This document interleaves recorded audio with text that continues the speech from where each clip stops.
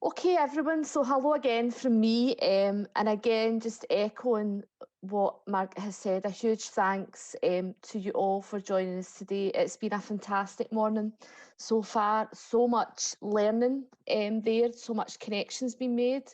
The chat has been going at a pace. I and my colleagues are trying to keep up with that and answer as much as we can, but we'll pick up on a lot of that in the post-event email as well. I hope that we've stimulated your thinking, and I hope that we've sparked some of those ideas in relation to plans for the future, particularly as we are all looking at recovery coming out of this very difficult year. So before I talk more about the impact of the event, there's just a few things I want to say about the small grants programme that's live at the moment. As part of the regional events that we host and have hosted since 2018, we also launch a small grants programme, and that programme is for each area and the groups and organisations in each area to be offered some money to develop some support in that local area. That could be support that's already happening, so they may want to add value to already what's there, or it might be to spark a new idea and to get it going.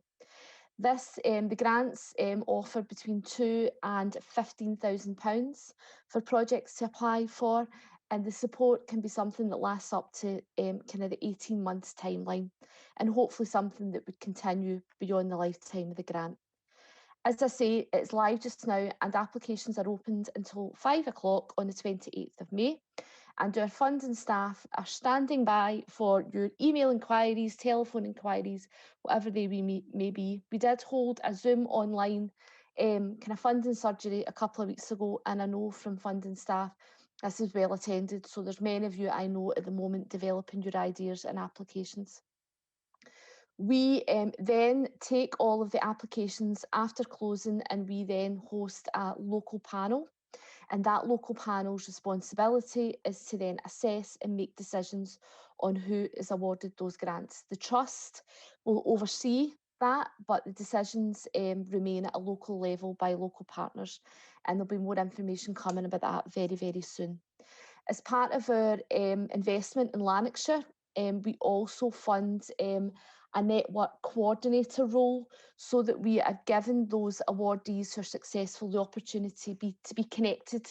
That connection, as we've said, is always the really important thing, to share learning and to look at how that then widens across the area. So there will be an opportunity at some point for us to appoint an individual or an organisation to become or to play that part in terms of that network role, and more information will come later around that as well. So still a couple of weeks left. If you're wanting to apply for a grant, then go onto our website, into our funding page. I think maybe one of the staff will maybe share the link in the chat if you can, so that if you don't know about it, then you can get some more information and get applying. I want to just take a minute or two just to talk about the real impact from the event this morning, based on our experiences so far with the regional influencing that is part of our focus at the Trust. This event has brought Lanarkshire together. I live in Lanarkshire, and I've also worked in Lanarkshire many years ago, and I know that often there was support in North Lanarkshire and there was support in South Lanarkshire, but sometimes there was not often that coming together and things to be done across a pan-Lanarkshire approach. So it's been brilliant for us to see at the Trust that through the planning of this event and through today's delivery, that this has been a pan-Lanarkshire approach, and everybody's got on board and really made any great effort to make this a really successful session. So we thank you for that. It's offered everybody the opportunity to listen, to learn and to plan together.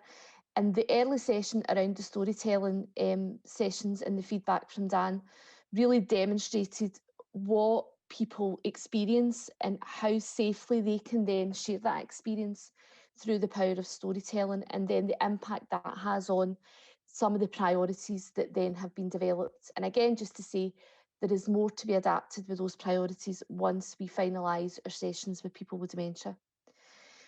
We've done that, we've learned, we've shared, and now we should be starting to think about, right, what do we need to do to realise those priorities?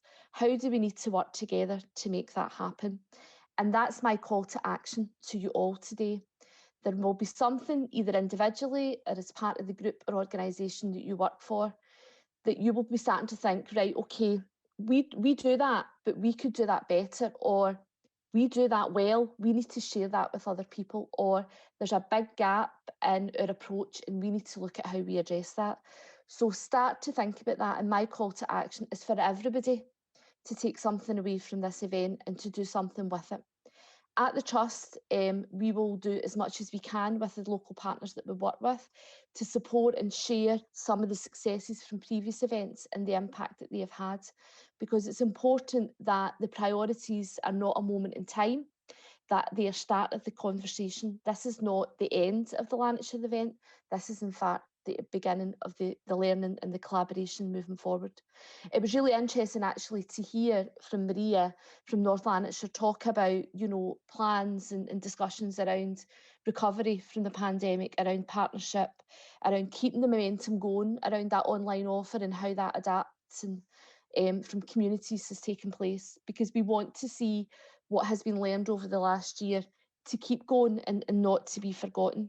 It was great to hear about the community solutions work that's going on, and it'll be good to hear how the priorities and what people have said as their experiences will really influence some of that work moving forward, particularly when there's been a refresh of the engagement and participation strategy. And I'm sure it'll be something similar in South Lanarkshire as well, because the priorities can and should influence all of the work moving forward.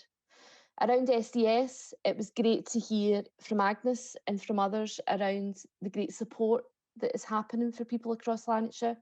And it was also good to hear about some of the changes that are taking place and some of the discussions around really getting to the heart of that individual experience and around individual budgets. Fiona has shared on the chat a learning report that the Trust has on our website off the back of funding that we offered to people over a number of years, where the focus was individual awards. So there's a lot of learning to the benefits of that around process, around support, and around the real impact of people actually managing things on their own. So it'll be good to see that learning being taken forward as well. These events in other areas have had huge impact. The priorities have had huge impact. We've had people and partners in Orkney now very much use the priorities at the heart of their local dementia strategy and how they take and change work moving forward.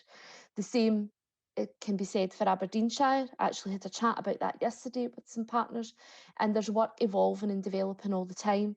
We've already connected with Fife after their event and also East Lothian after the event later last year.